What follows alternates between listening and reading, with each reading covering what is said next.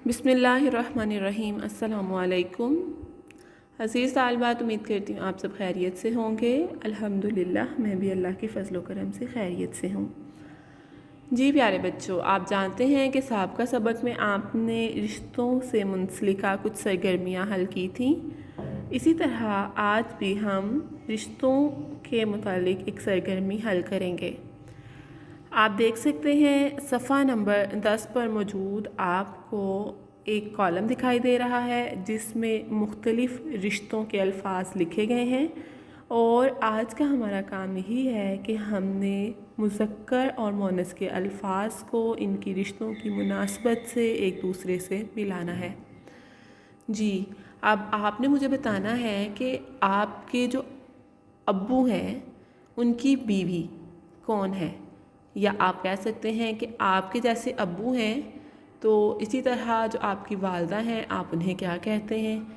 जी, जो आपके अब्बू हैं उनकी बीवी और आपकी वालिदा अम्मी है। जी, आप देख सकते हैं कि अब्बू की बीवी अम्मी है और इसी तरह जो उनकी बीवी होती हैं या आप कह सकते हैं उनके जो मुअन्नस है वो आपकी अम्मी कहलाती हैं।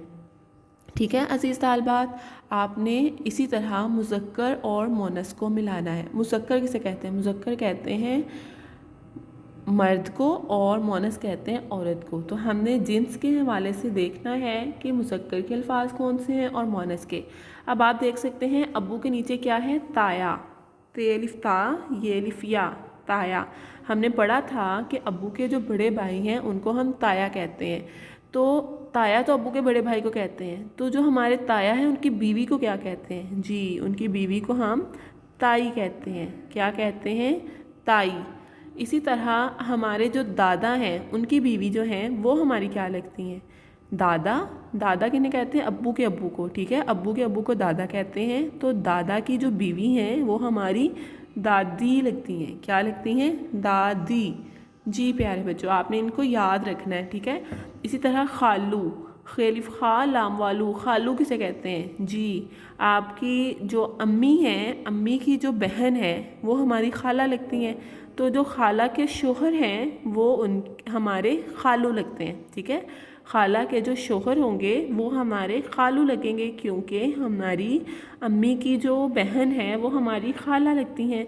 ठीक है, तो खालू की मुअन्नस है खाला। जी, खालू की मुअन्नस है खाला।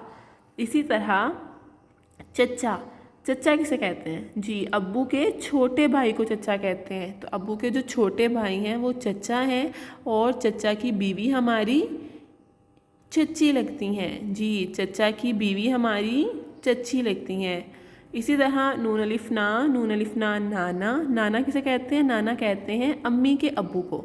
ठीक है, जो मेरी अम्मी के अब्बू होंगे वो मेरे नाना कहलाते हैं। तो नाना की जो बीवी हैं वो हमारी नानी लगती हैं। ठीक है, नानी लगती हैं। नून अलिफ ना, नून छोटी है नी, नानी। तो अब हम ये भी कहते हैं कि हमारी अम्मी की अम्मी हमारी नानी लगती हैं। ठीक है, अम्मी की अम्मी हमारी नानी लगती हैं, अम्मी के अब्बू हमारे नाना लगते हैं। जी, इसी तरह है फूफा। फूफा किसे कहते हैं?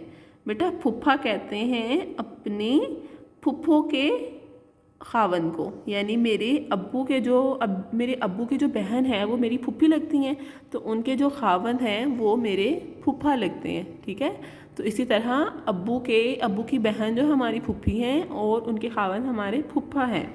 जी, अब हमारा नया लफ्ज़ है मामू। मीम अलिफ मा, मीम वा मू, नून गुन्ना, मामू। तो मामू की मुअन्नस क्या है? मुमानी, मुमानी। ठीक है, जो मेरी अम्मी के भाई हैं वो मामू हैं तो उनकी मुअन्नस है मुमानी।